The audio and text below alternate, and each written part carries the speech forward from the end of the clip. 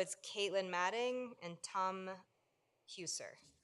Okay, yay! All right. Here you go.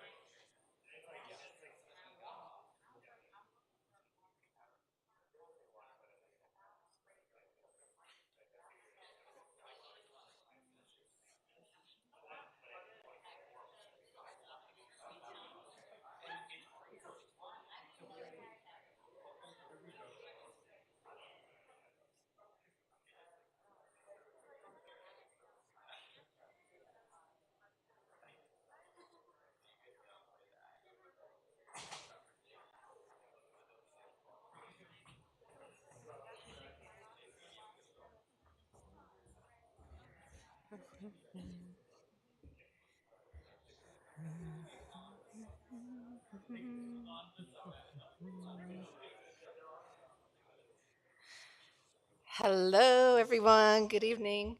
My name is Melanie McNair, and I'm the Senior Director of Public Programming here at the Center for Fiction. How many of you are joining us for the first time this evening? Oh, a bunch of you. Well, you're all very welcome.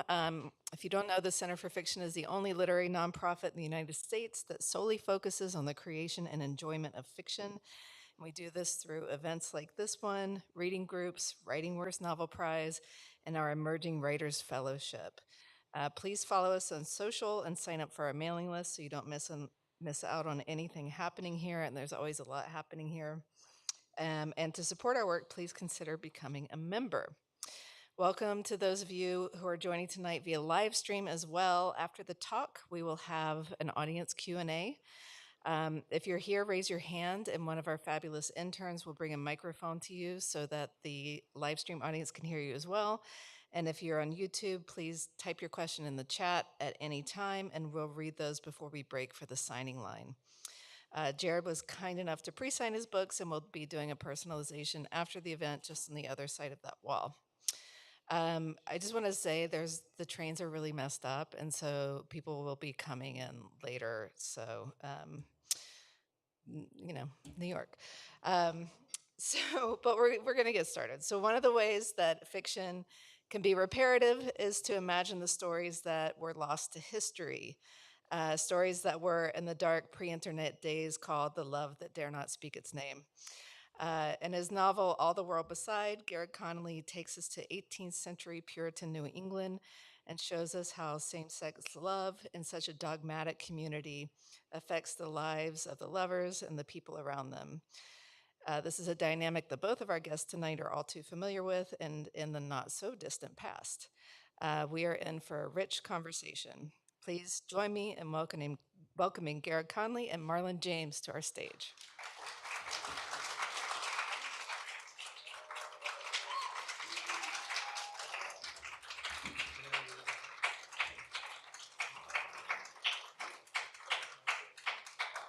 I guess they want you up here, Marlon, too.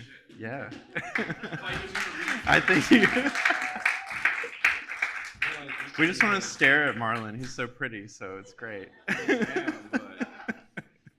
I guess I'm supposed to read first, huh? Yeah.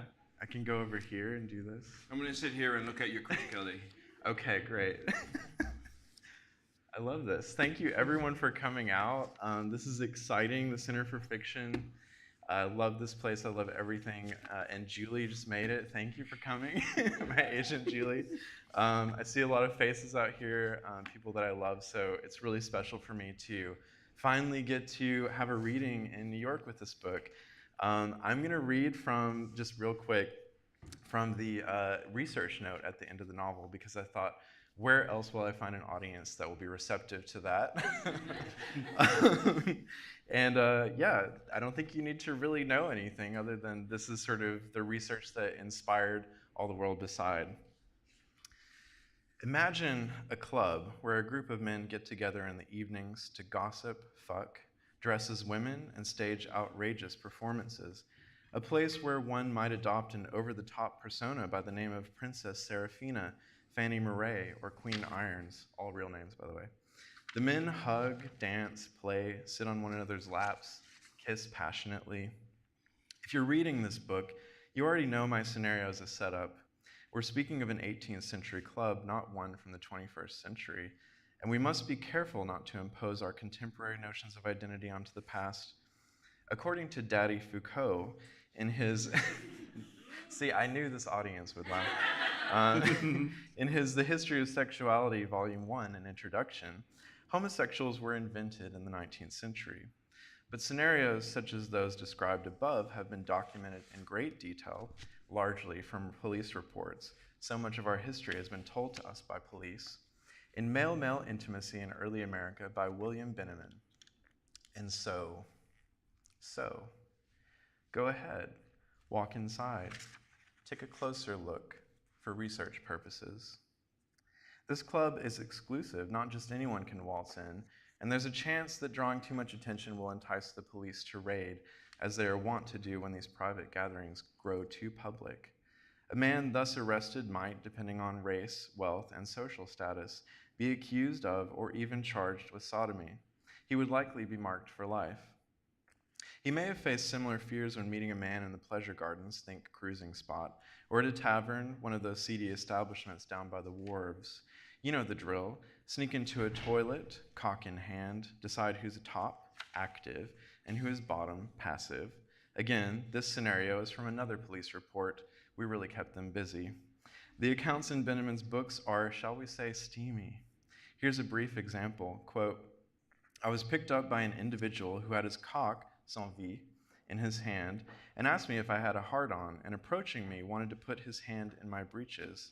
He said that he shouldn't expose himself in this spot, and asked me if I had a room where we could go fuck, prendre la vie, or to screw.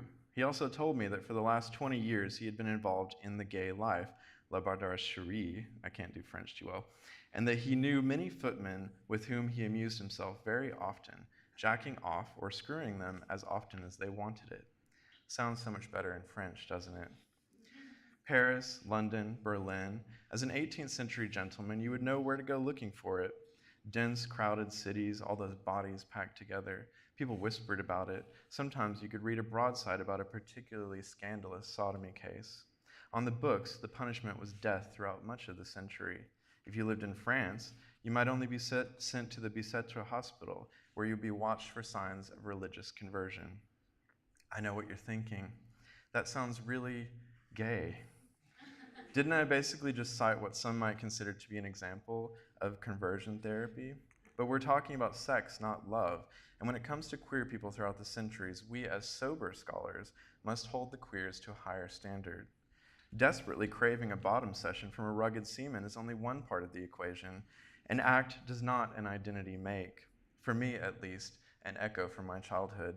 Hate the sin, not the sinner. Really, with all those crowded bodies in one city, it's no wonder a few aberrations would practice sodomy. That humans have been doing it in nearly every century in no way connotes a fixed identity. So now we come to romantic friendships, a category that by no means suffers from broad generalizations about human life in the 18th century. The reasoning goes that before the word homosexual muddied the waters in the late 19th century, same-sex relationships were often romantically expressive, dotingly physical, and entirely platonic. As important context, the term homosexuality was called sexual inversion first, 1883, then homosexual, 1892, in an English translation of Richard Fair von Krafft Ebing's Psychopathia Sexualis, 1886. Yes, that's sexual psychopath, a phrase you might hear uttered by at least a dozen politicians in 2024, the year this book is being published. Any historical letters we might find between two men that take on what we perceive as homoerotic overtones must be read primarily as part of the literary conventions of the time. Take an example from Richard Godbeer's The Overflowing of Friendship, citing a letter written between two men in 1800, emphasis mine. I can't wait to read this letter to y'all. Okay, so keep in mind this is a historian who's citing this letter that he found. Though we should beware of leaping to unwarranted conclusions about the kinds of intimacy that dear chums enjoyed when lying warm together, it is of course not inconceivable that in some instances those pleasures might have included erotic stimulation or even sexual activities. Some letters are a good deal more suggestive than others in expressing nostalgia for nights spent with a close friend. Virgil Maxey assured his chum, William Blanding, that he missed sleeping with him. I get to hugging the pillow, he declared, instead of you. Sometimes, he wrote, I think I've got hold of your doodle, when in reality I have hold of the bedpost. A doodle that could be confused with a bedpost was hardly in a state of repose. And Maxey signed his particular letter, your cunt humble. One cannot help but wonder. One cannot help but wonder indeed. One might spend 7 years wondering, as I have. A certain person, that is a full-grown adult, might even choose to throw caution to the wind and do the not inconceivable work of assuming queer people have existed in the same way historians have assumed straight people existed, and all this despite the fact that we queers still don't have an American Girl doll. Even more inconceivable to history is the idea of queer women. All jokes aside, this type of reading was probably a sound methodology at some point. We needed to know what boundaries of sentimental friendship really were before we could argue for some form of queer existence in the past. It's clear what happens when we queers overstep, when we become all too visible. But there has to be a point at which we acknowledge the double standard. A man writing passionately about his physical ache for a woman is assumed to be exhibiting sexual desire. Yet when it's two men, well, you guessed it. Though the conditions might be different for same-sex relationships throughout history, there's no reason we cannot apply a similar lens that explores the possibility of sexual longing under a different rubric. Plenty of excellent scholars have done this work, to be sure, but outside of academia, the conversation usually goes something like, okay, yeah, well, I'm not sure we can ever know for sure. Just as I can never know for sure whether a Jane Austen novel has any straight people in it, or whether the conventions of marriage and manners at the time make it impossible to exactly map 21st century straight lived experience. I'll stop there. Thank you.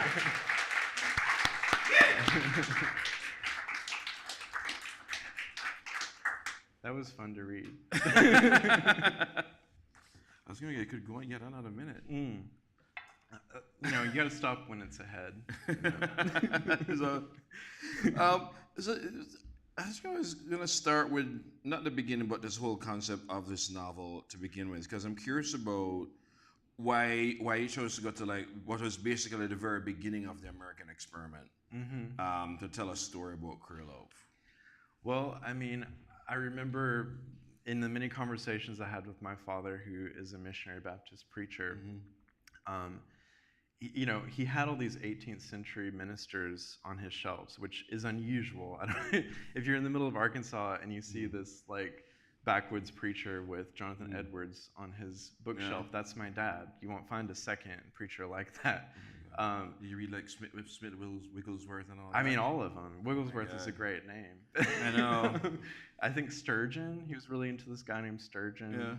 Yeah. If you're interested, look him up. He's a real fun We're time. both lapsed church gays. Yeah, exactly.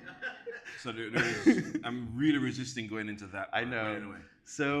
So really, I became interested in what my father's origins were. Like, where did he come up with all this crazy stuff, right? Missionary Baptists have such, eclectic ideas of how they read the Bible and how they put it together, right? You're not supposed to drink, even though there's so much wine in the Bible. You can eat shrimp, even though Leviticus says you can't. Can't, right? But like all the gay shit, like you can't do that. Of course. Right?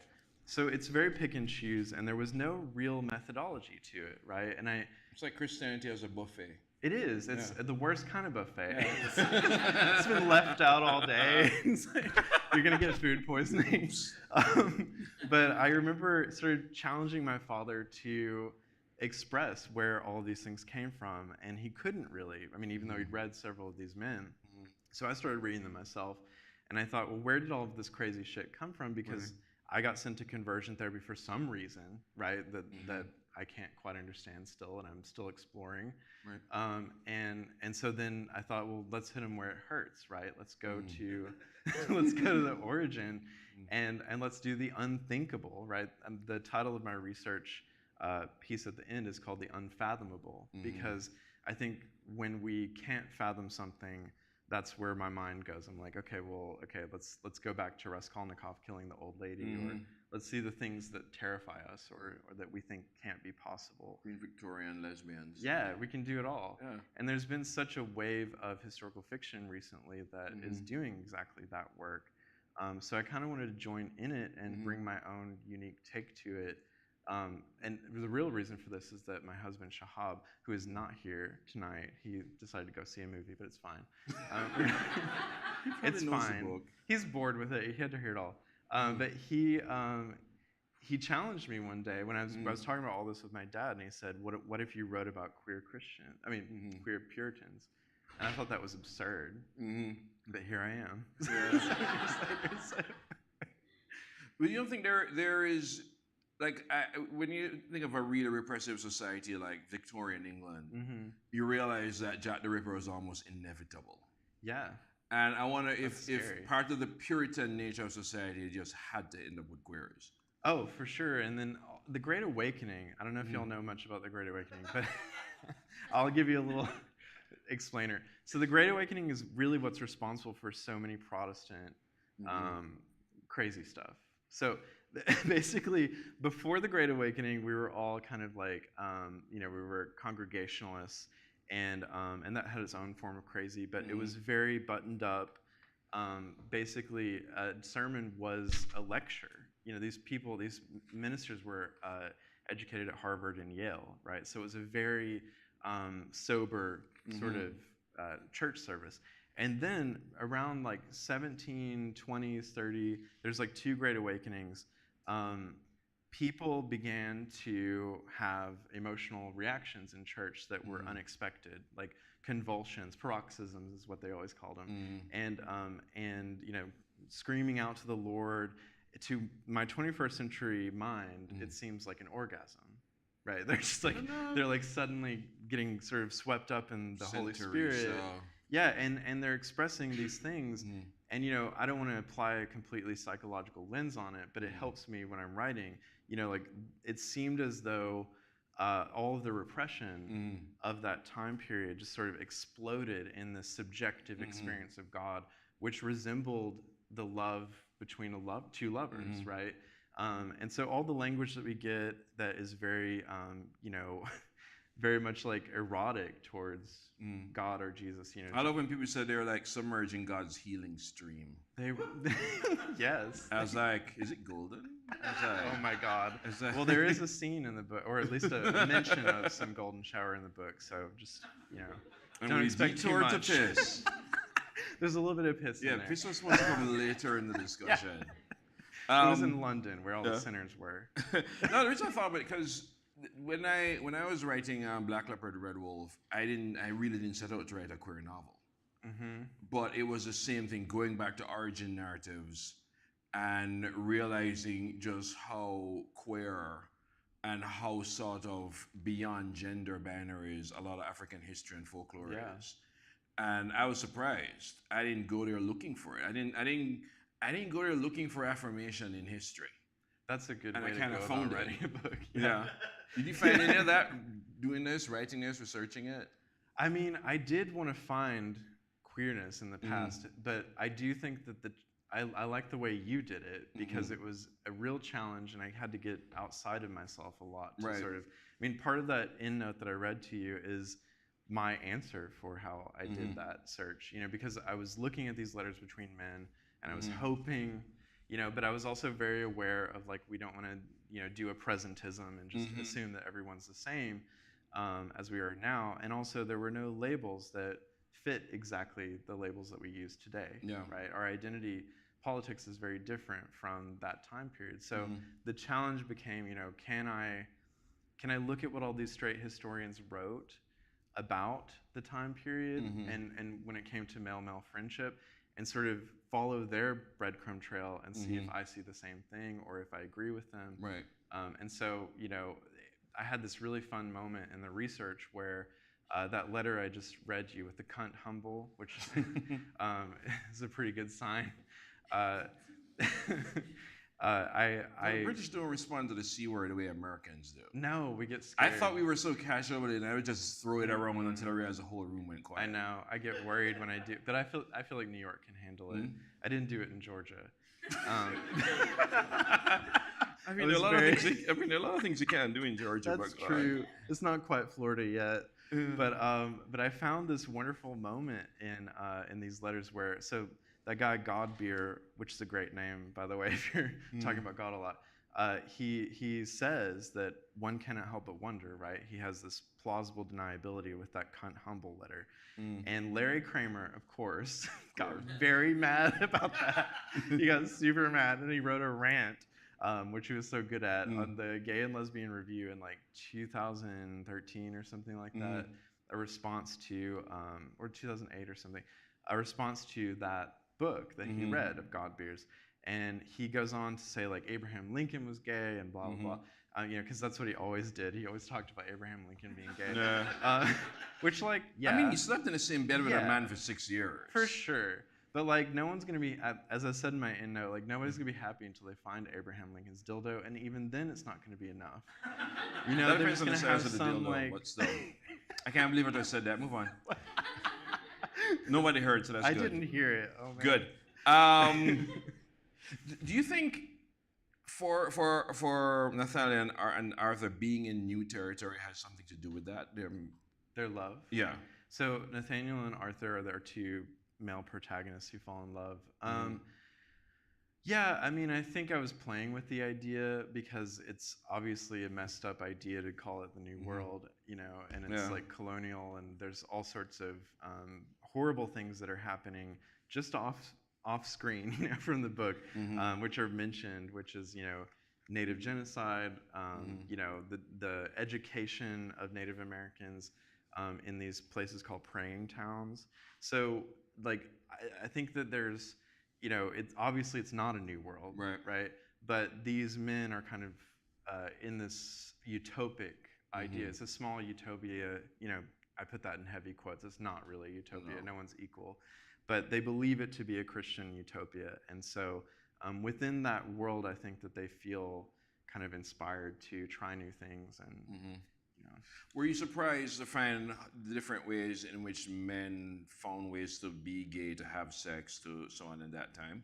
well, the problem is there's almost no way to find that. You know, like aside from that letter, which was like the jackpot for me. But you know, The cunt letter? yeah, the cunt letter, but it's sort of you search for those things as a fiction writer, I think, because you're trying to find an entryway Right. into an imaginative. I mean, it's a speculative book. No matter what, when you're doing historical fiction, it's still speculative. Yeah. Right. And you're still applying the 21st century lens onto the past, no matter how hard you try not to. Right. There's a winkingness to the whole book where it's like, we all know why you're reading this. Right. It's not because these men are, Right. you know, failing to get together. It's because they did. And so I don't know. I think I didn't find, you know, well, I will tell you all about the Molly houses. Do y'all know about Molly houses? So Tell us, Molly tell us, houses tell us. were these, they were in the 18th century, there were these private establishments in London that were just really wild. They were mostly for wealthy, well, they were all for wealthy white men. And when they would get together, they would perform what we would think of as drag, right? And one example that I found was these two men who wore wedding dresses and then poured pig's blood over themselves at the end of the ceremony to sort of mock marriage because they thought kinda marriage hot. was stupid. Yeah, it was kind of hot in its own weird, you know, it feels like a very 21st century thing, like screw marriage, like we're not gonna follow these labels. And that was where, you know, there's a central part of the book where, you know, the filthy past comes out, and we learn that our minister saw some of these things, right? And he saw the golden shower and all this, and ran the other way, Right. but only for a while. He couldn't run for too long. You talk about being careful not to impose our contemporary ideas onto stuff about the past. Well, how much about the past are we just still repeating? How much of it we're still doing? I mean, my theory is that we're just constantly repeating the Yeah. past. That doesn't mean that there's no progress. Obviously, Right. this room is progress, right? But I think that humans tend to do the same terrible things over and over again, and it's just a rotating cast of who's being tortured at what time. It's like the only animal that even when we know better, won't do better. Yeah, exactly. And I think there's this myth that we have that well, first of all, we don't, as a culture, we don't remember things, right? Like America doesn't remember things, and that's part of the reason why we are even worse about some of these aspects. But then I also just think there's a certain, you know, I didn't believe in human nature for a very long time, and I'm not sure I do now. But my husband challenged me on that. He really does believe in human nature, and I would always say, look, how do you know, right? Like, we've never lived under, I mean, this culture has never lived under any other conditions than this intense capitalism that we have, where everything is seen through a very specific lens and commodified through that lens, right? And I think that we do to the past whatever we want when we're in the present, right? We just sort of make it what we need it to be. And I think for me, the challenge was, how do I turn this idea of a Christian utopia into a queer utopia, and really imagine a future where we are free, where we, you know, and to know now we're not yet free, right? There are 400 something anti-trans bills right now in the U.S. And there are gay men across this country who are disavowing trans people, and there are people within our community who are fighting with each other. And we're not there yet, right? We're not there at all. We aren't And living. the bulk of the homeless kids in this city. Yeah, are gay. and we're not. You know, I sound like my dad preaching right now.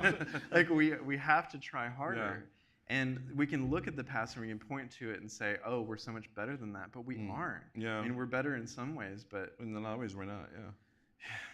Yeah. Do you see this book as another way?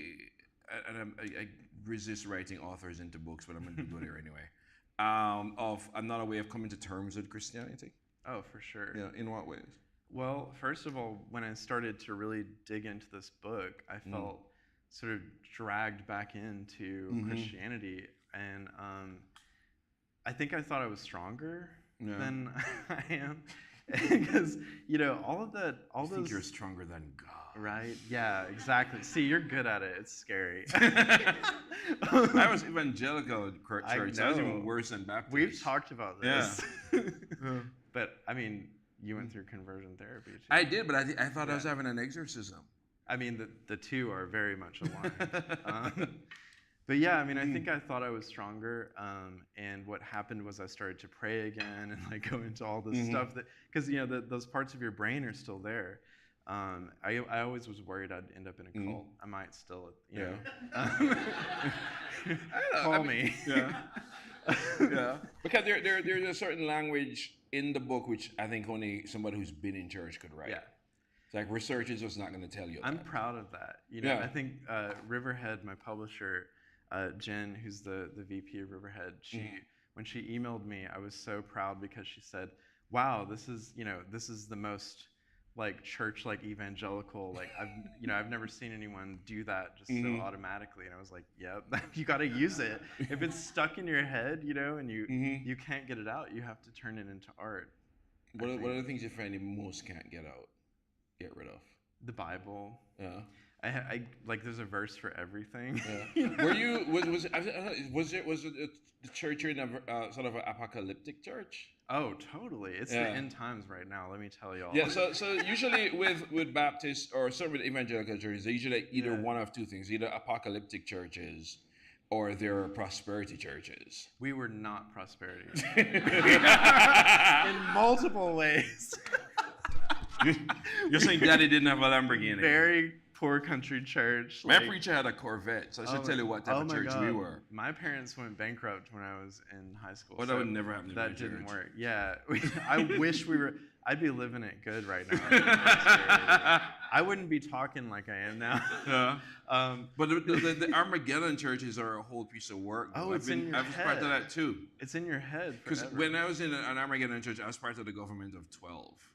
The what? See, I don't you even- know where it's this Armageddon is- as me. Wow. So each person, so I was one of the preacher, the pastors, 12 men, and I had 12 to teach each of them to have a 12. Oh, so you all had 12. Yeah, it was a pyramid So scheme, disciples. basically. Yeah. But was it very gay? Because I always imagined that whole. You see, back then disciple I'd successfully beaten the gay. thing. Okay. Yeah, I was all about the chicks. But were there sort of secret? I'm totally talking bullshit right now. But yeah. Secret looks? Maybe. I don't know. Sorry, I'm trying to find it again. Trying to What? search for it in places where What? it shouldn't be. I don't know. I don't think you want to get involved with a church gay, though. Oh no, but if you want a date, you go to the church. Mm-hmm. That's what we always heard. The gays always said, if you want to get a date in Arkansas, go to church. Because there's a lot of gays there. We actually have a bunch of questions. Yeah. How did you? It's a technical question, I guess. How did you end up shaping the story? And I ask that as somebody who's coming from nonfiction. Yeah. One, was it that big a shift to write fiction, and how did you find yourself? Did you find yourself shaping the story? Well, I think the shape of this story is rather odd.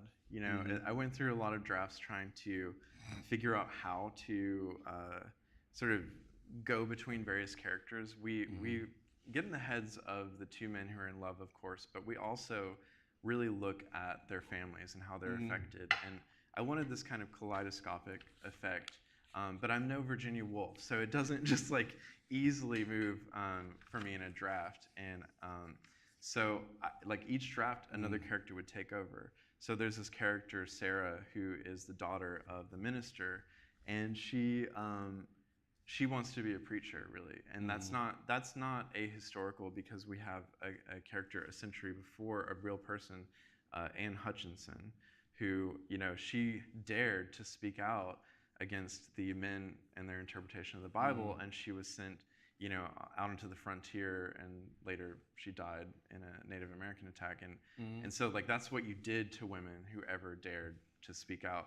So Sarah, became angrier throughout the book, and when she discovers that her father is having this affair with another man, she gets bitter, And so much of the book is Sarah sort of grappling with how her legacy has been curtailed, or her role in life has been curtailed by her father's. And really the book, what surprised me with the structure of the book is that each character really has their say, right? As much as I wanted these two men to just sweep off in love, and that's what the book is, the book became about the cost of freedom and the cost of choices that we make, and how even though those, choosing to act freely, right, a free will, is a neutral thing most of the time, right? Like we aren't, unless you're murdering someone or doing something terrible, it's pretty neutral. But when that pushes against other people's choices, and it's in a time when people aren't free, then your choice still affects people in a really deep way. And so, like, I don't know, the book became about that. And so the structure very much shifted away from simply following these two men to really following the whole family. Is there another point there about because I think sometimes when we tell gay, queer, whatever stories, we sort of isolate them, and that these two men, their relationship could not be separated in terms of impact on their families, on their societies, and so on. And I didn't want to, because you can play a kind of guessing game in the book and try to figure out what identity would match the characters, because I have a biological family, right?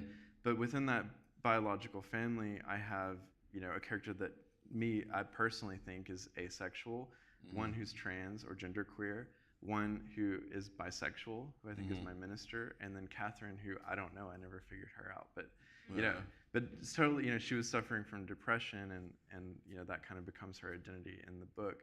But I wanted to really look at all of these, almost a proto-queer family, and look at how each of our choices affects each other, and sort of make that into a metaphor for today. Gay men, have always had more power in our community. Was there any situation where you thought maybe they were better off at that time period? Oh my goodness, that's a hard one to think of. I don't think so. No. I think the only thing that would be better is maybe the church services would be more fun. Really? I mean, I love Jonathan Edwards' sermons. I fell in love with them. I know you're looking at me like, what are you talking about? I'm trying to not turn this into a church conversation that only two people will understand. Yeah, I liked reading them because they were so erudite, and they were full of that kind of, bizarre enlightenment stuff. So you had, he's most famous, Jonathan Edwards is most famous for his fire and brimstone sermon, Sinners in the Hands of an Angry God. Do y'all know that one? Do you have to read that in high school? Some of us did in Arkansas. And that's the one where like the spider is dangling over a flame, and your soul is like, gonna end up in hell, and like the spider's legs are curdling. It's real scary. That's some crazy shit. It's scary. It's crazy. It feels like an acid trip or something. But and I think I'm starting to feel my church was kind of intellectual now. So, but that's his most famous one. But really, all of his other ones are, sometimes he'll just talk about spiders, and it'll just be like, I want to hear him talk about spiders for a long time. And actually, as crazy as some of his theories were, he learned something about spiders that no one figured out until the 21st century. You don't want to hear it? So it's that spiders will like spin out a thread from their abdomen or wherever it comes from. I don't know technically, and that will like allow them to glide in the air for long distances, and they follow like electromagnetic. It sounds like I'm making this up, but you can Google it. It's real. And I'm probably not describing it well, but it's real. And so he said that one time he was on a ship and like a spider like flew by, and he was like, I think that spiders are able to fly in the air with their strings. And everyone just thought that was nonsense. It was like his one of his thesis elements in his Yale dissertation, and it turned out to be real. So, all sorts of bizarre facts along with Christ, and that to me is a good time. I was gonna say that was a very nerd moment, but I'm not gonna say that. Which of these men appeared to you first? What's that? The characters. Who appeared to you first? Nathaniel, the preacher. Yeah, why do you think that was? I don't know how much I can say, but Don't reveal this I stuff. won't reveal too much. You got to sell some books. Okay. Well, the thing that I will say one thing, and my dad's okay with me saying this. Whenever I was first being offered the decision to go to conversion therapy or like lose my family forever, my dad said to me, well, sometimes you might be in the locker room and you want to look at something, but you don't. And I put it in the back of my mind for a very long time. And I thought, I'm never going to touch that. But I did eventually, and it just stuck with me. You know, I don't exactly know what he meant by it. We haven't talked about it. I don't want to know. Yeah. But I just thought, that's interesting. And then, of course, like Nathaniel is sort of me too. I think of Nathaniel as an alternate path. Right. Where if I'd stuck with this religion and stayed inside of it for as long as Nathaniel did, maybe my soul too would be that distorted. And the problem with the book is, like, you know, he has this battle between the head and the heart, which we have anyway, right? But religion messes with that sometimes when it's fundamentalist. Yeah. And it tells you that what you feel in your body and what you believe in your soul or in your heart is not true. You must just follow this doctrine, right? And that's a hard pill to swallow for a lot of people that are creative or you know, interested in other things. And that's why my dad has always been fascinating to me, because like I'll share, you know, I remember one time I shared Leaves of Grass with him. Yeah. Which, you know where this is going. That must have been a fun night. Yeah. Well, I gave it to him just to see what he would do. And he came back and was like quoting pieces of it to me. And he said, well, that dude's really weird, but I liked it a lot. And I thought, you know, my dad's personality comes out in these unusual ways. Like he'll write poetry, he'll like read it for his church, and sometimes it barely even involves anything with God. You know, he just wants to like read his poetry. Straight men write poems. Yeah, they do. It works. Do they? I don't know if I've met a straight poet. But yeah, and so that fascinates me, is like, how do these things come out, you know? What do we do when we're oppressed as artists? Then if Nathaniel was sort of like you, who is Arthur? Oh, better than, I mean, I feel like he's like the best boyfriend I've ever had, or like, you know, probably more, well, I don't know if I've met an Arthur. Arthur's the sweet one in the book. He's sort of, to me, I just fell in love with Arthur. He's more at peace one too. He is. He's had a few experiences. At the beginning of the book, you know, you find out he's been cruising at the wharves, and so I think he's gotten a lot out of his system. Do you think, because the thing I'm find curious about Arthur and the Arthurs in historical fiction and history is that they sort of represent this argument that the person who's cool with themselves was always there. Yeah, I wonder if that's true. With Arthur, I don't think he was ever fully, you know, before he meets this minister. So he has this moment that changes his life, and he decides to go to this small town. He was living in Boston and had a pretty good practice as a doctor, a physician. And he sees the minister preaching at the stocks on Summer Street. Yeah. And, you know, if you're a Scarlet Letter fan like I am, you know, that's sort of the moment when Hester Prynne comes out, you know. And so when Arthur hears Nathaniel speaking, wow, that's cute. When he hears Nathaniel speaking, he just has this transcendent experience and falls in love with this man. And I think, you know, he didn't see himself as an identity or as loving a man, right? He had fun at the wharves. He would tell himself after he met these men, oh, I'm just doing this because I want these spices, or I want to do these trades with, you know, people who are going to the West Indies or something. And then he has to tell himself when he falls in love with Nathaniel, like, oh, this is something different. Yeah. So I don't think it was easy necessarily. My best friend is a very sexy priest. Yeah. Yeah, what I've never had. Sexy priests are hot right now. They're really, yeah. It's yeah. No, I've never had Tell a me thing more. for. It's not true. Oh, okay. But then I got the "Are You Gay? No Way" pamphlet. Because you can send away for it, and it's another thing. Are you gay? No way. Wait, what's the publisher on that one? I can't remember. It may have been focused on the family. Oh, they the had, source of all things anti-gay. They had a very wide net. And it had this thing saying, "Think of all the men you want to sleep with." And then that's the first step. Yeah, and it goes. How much time do you have? Maybe 10 seconds. And it was like, "Then to think of all the men you want to be." And Wait, I was what? like, think about what? all the men you want to sleep with, and think of all the men you want to be like. And I was like, Okay. actually, that is kind of the same list. And I was like, I'm cured. Oh, they always do that. Yeah. They say that it's like envy, right? That it's actually you want to be what you crave. Yeah. Which, like, I don't know. There are a lot of men I do not want to be. I've slept with some men who are like, their politics are not that great, right? And you're like, I don't want to be that. I don't know if I should have admitted that. I'm gonna steer this back to a family-friendly event. Okay.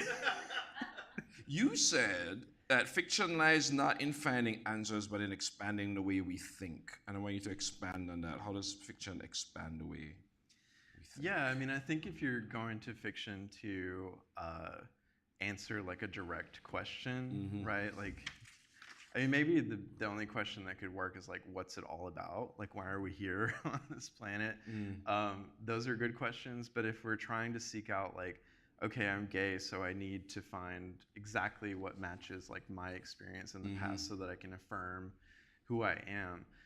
That personally is not necessarily a bad thing. Like, we all do that. Like, I remember finding books, you know, and just being amazed at the representations that I found there. Right. But I think when it's a cultural quest, it gets a little muddy because we don't need anything to justify our existence, right? We exist now, right? We are telling you that we're human and that this is who we are. So, you know, like I said, like we can talk about Abraham Lincoln, right? But what's that going to do? I mean, outside of just being interesting, for me, it's our politics has to be one of believing people whenever they speak about who they are, and you know, maybe we look into that, but we have to eventually decide. Like, yes, we're gonna, if a new identity pops up, right? If someone says something that is very unfamiliar to us that we've never encountered in literature, our job is to really meet that where it is and to say, okay, well, you know, who am I to say that this is not a legitimate identity? Right. And we're not here to answer questions. Yeah, I don't think we can do that. I mean, we ask questions, right, in literature, and the best books make us continue to ask those questions. And I think so much of life is about orienting ourselves to the right questions, right? And not the ones that lead to a fundamentalist worldview where we say, okay, well, gotcha. Now I see all these gays and trans people in literature. That means now I can accept them, right? That's or myself. That's a weird way to go about it, I think. Well, some people do though. They do. Yeah. I judge. You remember some of the books you read where you're sort of searching for yourself? Oh yeah. I mean, of course you start with like when you're force-fed like Greek stuff, right? And that's, I mean, that is where you first encounter stuff. But then this is where it gets dicey, right? Because you learn about Socrates and you learn about pederasty and you learn about these men sleeping with younger men, and you're like, that's not my identity, right? Everyone kept telling me that was my identity, but it wasn't, right? And so that was, you know, but later, of course, I would sneak Edmund White's books, A Boy's Own Story, and books like that from Barnes and Noble. I would, you know, find the gay and lesbian section, rush over, grab it, and like hide in a corner with like a different book cover on it, you know? Did y'all do that? I also had to do that with like Harry Potter, but now it's canceled for a different reason. So you guys are so highbrow. I don't think so. I didn't find Edmund White. I found like Cuckoo for Cocoa Cocks. What? Yeah, that's what I found. Do you have a copy? No, not anymore. Of course, you know, when the internet arrived, I found some other literature. But actually, one of my little plot moments in the book is kind of an homage to some of the literature that I read when I was younger online, like the male stories. And I don't know how many of y'all are familiar with the male impreg story. You can guess what that is, right? Some man miraculously gets impregnated by these two men, and it can be real fun to read. We're learning so much today.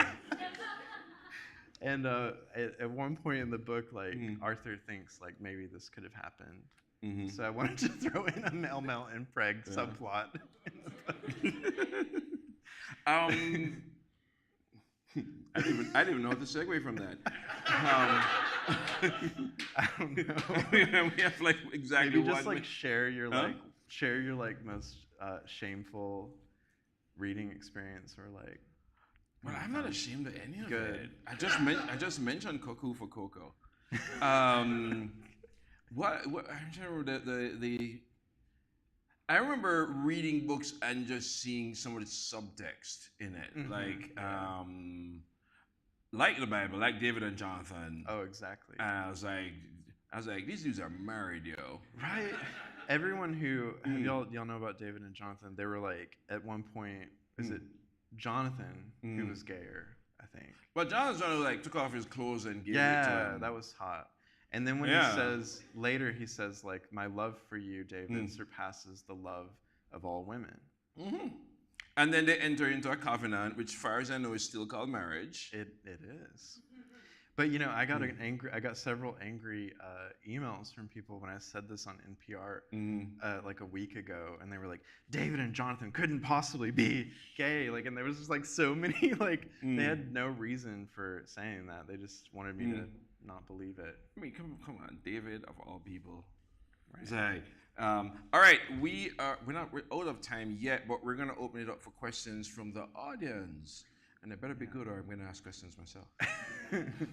I think we have a mic. We do. And just show of hands, or I'll just point at you.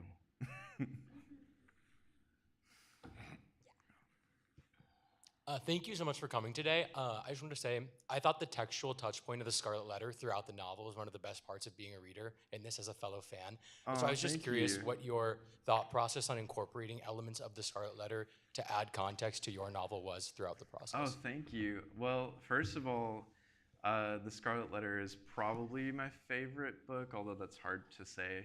I read it the first time in high school, like everyone has to. And like before you've had life experience, The Scarlet Letter just lands like a dull thud. You're like, I don't understand like why I'm reading this. And then I read it after conversion therapy. I actually was at college, and it was an American Lit class. Reread it, and there were some obvious similarities to the experience and the sense of shame. But what spoke to me most in that book was how Hester Prynne, when she is forced to, make that Scarlet Letter with her needlework, she doesn't just make any Scarlet Letter. She makes the most beautiful one that you can imagine, right? One that's so beautiful that in a couple of years, all the magistrates who won't even look at her in the street are begging for her designs, right? They want it on their collars, like a little hint here and there with the scarlet. And it becomes for me a metaphor of how we transform the shame that we are forced to wear in our public selves into art, into something beautiful. And gays do this better than almost anyone else, right? We know how to make art out of our shame and to turn something that might seem disgusting to people into something that's absolutely gorgeous, right? So that was like one of the reasons why I wanted to work with that kind of embroidery throughout the story. Other than that, I mean, we have a minister who has committed a sinful act, who is hiding who he is, Arthur Dimmesdale. And then, we have Hester, who is still in love with him, and they meet in the forest, and the forest becomes kind of the symbol for a new kind of life for them. And then, well, I can't give away the rest of the plot points, but they do kind of follow loosely a lot of the Scarlet Letter. And, Hawthorne, his letters with Melville are really good if you've ever read them. Melville was certainly the gayer of the two, or the one who was most willing to risk it all, in those letters. And Hawthorne, he was a little bit conservative in his life, and so he never really answered with the same fire. But those two had such a beautiful relationship and such a beautiful friendship, and you really wrote for each other in a way. So that all of it kind of combined together to make a hodgepodge of Scarlet Letter in there. Thank you. Yeah.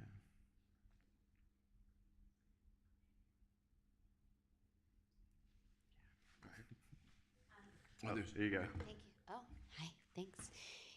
Can you talk a little bit about the experience of going from writing a memoir and writing nonfiction to writing a novel? Marlon, you tried to ask that earlier, and I totally ignored it. Totally. Right back at It you. was just easy. No. No, it took 7 years. And I think, for me, memoir came easier because I had waited 10 years before I wrote even one word of Boy Erased, and was writing in my head that whole time. Sort of, the story I told people on the outside was, a joke, like, oh, it didn't work, the end, spoiler. And then when I was actually digging into the story, it was like it was just waiting there. With this book, I found the limitless possibilities to be incredibly scary, because I was just like, well, what if I change this? What happens then? And I changed that. What happens then? And it was almost like an experiment every time my characters would do something to see where the plot would go. And then sometimes I would go back and like delete it and start from a new place. So that was much harder. I do think that in a way I feel prouder having written fiction because of that challenge. And I'm hoping that the next one isn't so hard to write or doesn't take me 7 years. But the really interesting thing that happened to me between these two books was that I started to become an activist, and I started to listen to a lot of LGBTQ people who would come up to me after readings or events, and they would share with me their own personal experiences. And so many of those experiences involved, a kind of eventual embrace of queer Christianity, right? Like, throwing out the parts that were incredibly harmful and really embracing some of the things that were beautiful. And that, as my father would say, that sat on my heart, changed my heart. And and I started to kind of write to that and to an audience that would appreciate it, even if it might seem strange, to a lot of people outside of it. The obsession with God in this book is very heavy. It's like you got to really want that. And so I sort of decided to write it. I think I decided to start writing for an audience, and that was new for me. Yeah. Thank you. You started with the characters, right? Started to write it with the characters. Did you know what the end was? Not at all. I didn't know the end at all because I kept thinking, is there any way to end this book where it's not just horribly depressing? And it doesn't end on a depressing note. When did you find the end? I found it through the struggle of writing it, honestly, and through well, you don't want the ending to be wish fulfillment, right? But I kept hoping that I could find a path towards something just that would give us hope, right? That would say this cycle that we've been in is possibly on its way out, or maybe we can imagine this. And I think what brought me to the end finally was sort of this idea of queer utopia, right? And there was this Christian utopia in my book, but I wanted to sort of see if I could reach at least a glimpse, like a little keyhole into queer utopia. And I think it's there, but I hope it's earned. I didn't feel like it was forced, but when I reached the end, I was like, thank God, It actually feels like there's something here that's real. and hopeful. That's such an editor question. It is an editor question. I wonder why. Yeah. We've got time for one more question. Great. Oh, up here.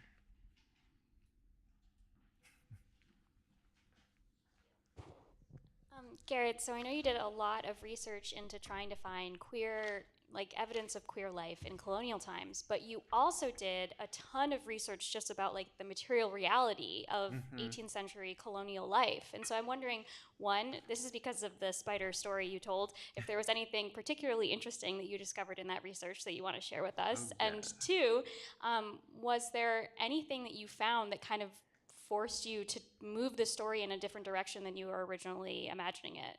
That's a great question. The material reality was really important for me because if you're trying to imagine a time that's so distant from now, you've got to really be able to imagine the rooms. And when I started, I couldn't even imagine them. You know, like I knew about those old-fashioned kitchens that are like open, and you know the fireplace is like taller than you, and I knew sort of what the walls would look like, but I had to get a sense, you know, of the actual spaces. And actually, the first trip I made was to historic Richmond town, which is in Staten Island around here. And I know, you're surprised. It's a very old town, and you could go there and like it's from the 18th century, and I was able to touch the walls and like learn what wattle and daub meant, which I've forgotten now, but I think it was an overlaying of like wood with like paste, and it created this sort of texture on the walls. So you had to know that no one would lean against a wall or like so those little details that are not even really present in the book were important for me to establish a kind of reality.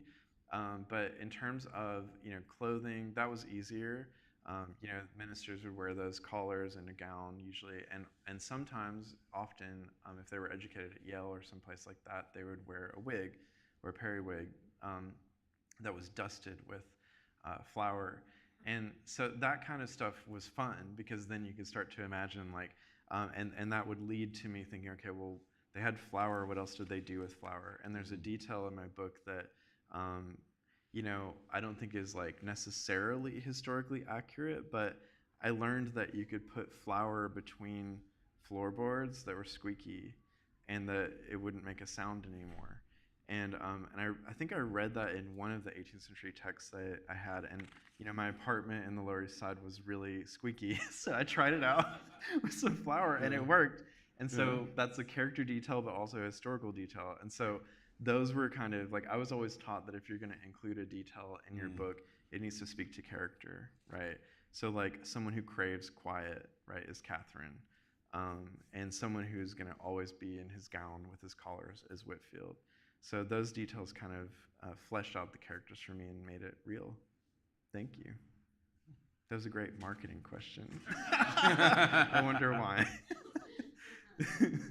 All right. Okay. We are out of time. Ladies and gentlemen, Garrard Conley. Thank you. The book is All the World Beside. Oh, thank you. The great Marlon James, who I can't believe is up here. So exciting. Yeah. Thank you so much. Thank you all so much. Thank you. That was wonderful. And the books are over at the bookstore, so go grab them and then come back on the other side of this wall if you want it personalized. Thank you all for coming, and we'll see you again soon. Thank you. Thank you. That was fun. Yeah. Great questions. Thank you so Thank much. We can get these things off. Yeah.